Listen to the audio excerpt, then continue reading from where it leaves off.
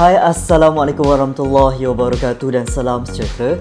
Bertemu kita kembali ke SK Studio yang mana pada hari ini kita akan membincangkan berkenaan dengan teknologi pertanian bahagian yang kedua. Untuk mengetahui dengan lebih lanjut, mari kita lihat slide dan video yang telah disediakan. Pada minggu lepas, kamu sudah pun mempelajari berkenaan dengan pengenalan iaitu berkenaan dengan tanaman hidroponik. Apakah teknik hidroponik, apakah keperluan, apakah kelebihan hidroponik. Jadi pada kali ini kita akan membincangkan berkenaan dengan alatan dan juga bahan yang akan digunakan dalam pelaksanaan tanaman hidroponik. Oleh itu kita mulakan dengan melihat apakah objektif pembelajaran yang perlu dicapai oleh murid. Yang pertama ialah murid dapat menyatakan sekurang-kurangnya 3 daripada 6 alatan yang digunakan bagi tanaman hidroponik. Murid dapat menyebut sekurang-kurangnya 2 contoh tanaman yang boleh dilakukan menggunakan teknik hidroponik. Murid boleh terus merujuk pada buku teks. Kita baca, kita akan menggunakan teknik hidroponik takung untuk menjalankan aktiviti penanaman secara hidroponik. Bila cakap teknik hidroponik takung, ini merupakan satu takungan di mana air tidak mengalirlah. Jadi dalam air tu kita letakkan macam seperti apa, nutrien, kita letakkan baju-baju yang berkaitan lah. Teknik ini menggunakan alat yang mudah dipasang dan ringkas kerana hanya menggunakan bekas takungan untuk menakung larutan nutrien. Maksudnya tidak perlukan peralatan yang canggih dan juga kita punya penyediaan yang terlalu kompleks lah. Kerana bila menggunakan pump, kita perlu untuk merancang bagaimana aliran air itu berlangsung lah. Sebelum mula menyemai, kita hendaklah mengenal pasti alatan dan bahan yang diperlukan terlebih dahulu. Jom kita kenal. Kita fokuskan pada bahagian alatan terlebih dahulu. Yang pertama ialah dulang semayan. Berfungsi sebagai meletakkan span dan reja benang yang mengandungi biji benih. Untuk takungan, untuk sebagai medium air kepada tumbuhan. Yang kedua ialah gunting ataupun pisau untuk kerja-kerja memotonglah. Memotong medium dan semayan seperti span dan reja benang. Dan yang terakhir ialah raga tanaman. Meletakkan medium dan anak benih. Kita letakkan benang reja benang tu ke dalam bekas ataupun raga tanaman ni. Kemudian kita letakkan biji benih. Bagaimana pula dengan bahannya?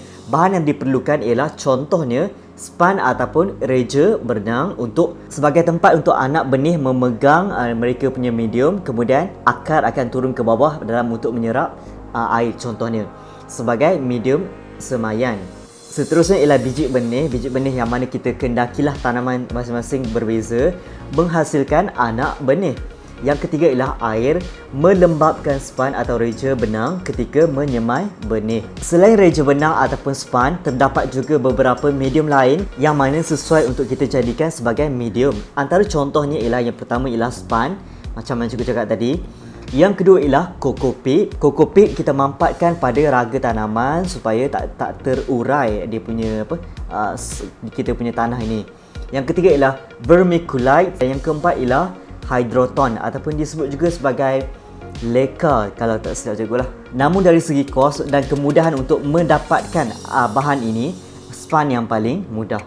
Kita teruskan lagi biji benih. Biji benih perlu disemai terlebih dahulu untuk menyediakan anak benih sebelum ditanam pada takung hidroponik. Antara contoh biji benih yang boleh disemai adalah seperti berikut. Kita dah bincangkan pada minggu lepas terdapatnya apa? Terdapatnya sayuran berbuah, sayuran berdaun, herba dan juga tanaman hiasan yang lain. Kita lihat contoh yang pertama ialah anak benih tumbuhan sawi, yang kedua ialah tomato, yang ketiga ialah kekwa dan yang keempat ialah ulam raja. Kita boleh dapatkan biji benih ini sama ada di pasaraya ataupun nursery yang berdekatan lah. Supaya peluang untuk tumbuhan itu hidup mempunyai peluang yang besar. Contoh berikut merupakan ciri-ciri biji benih yang baik. Anak benih yang cukup tempohnya dan tumbuh sihat perlu diubah ke dalam raga tanaman. Yang berikut ialah ciri-ciri anak benih yang sihat untuk diubah ke dalam raga tanaman. Maksudnya anak benih ni diletakkan terus kepada takung kita, bukan kita buat semaian dulu. Bila dah tumbuh sedikit, dah matang sedikit, kemudian barulah kita ubah kepada takung yang sebenar. Contoh biji benih yang baik ialah anak benih tiada serangan penyakit. Yang kedua ialah anak benih tidak patah ataupun cedera. Yang ketiga, anak benih tiada kesan serangan perosak. Anak benih mempunyai 2 atau 3 helai daun.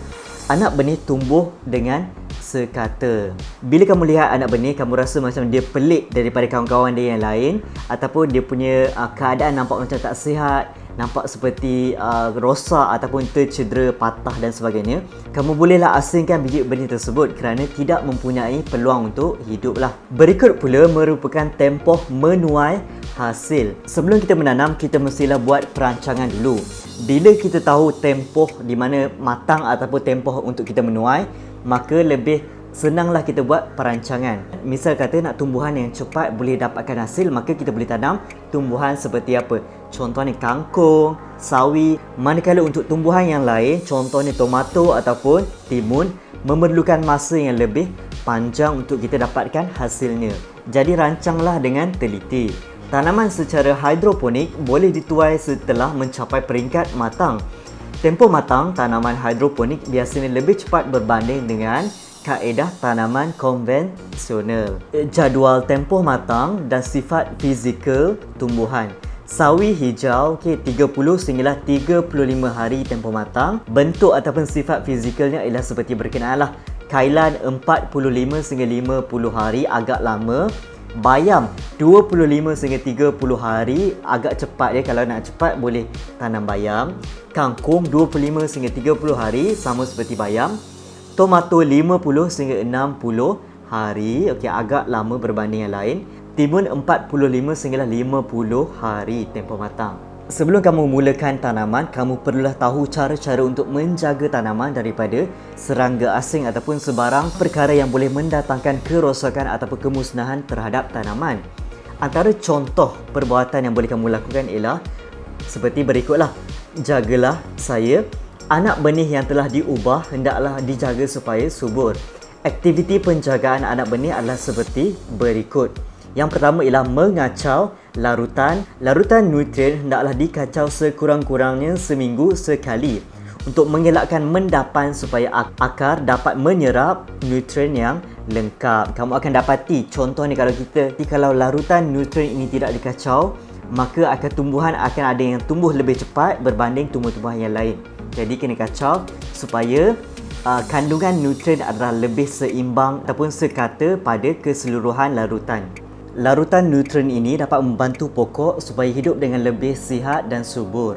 Yang kedua ialah mengawal serangga perosak. Antara contohnya ialah kumbang, belalang, siput dan juga ulat ratus. Penjagaan yang rapi seperti menyediakan rumah tanaman adalah langkah yang paling berkesanlah. Kita baca lagi. Serangga perosak selalu menyerang anak benih dan tanaman. Serangga perosak perlu dikawal dengan menggunakan perangkap atau mengutip dan memusnahkannya. Penanaman dalam rumah kali serangga dapat mengelakkan serangan perosak. Dan yang ketiga ialah mengawal penyakit.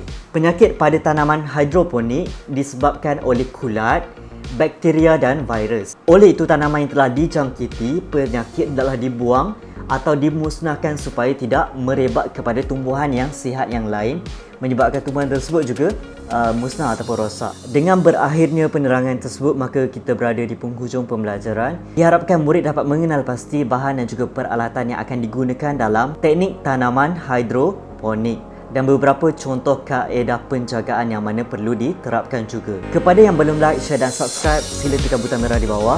Sebarang komen dan cara yang pernah membaikkan sangatlah dialulukan. Sekian, terima kasih. Assalamualaikum. Bye.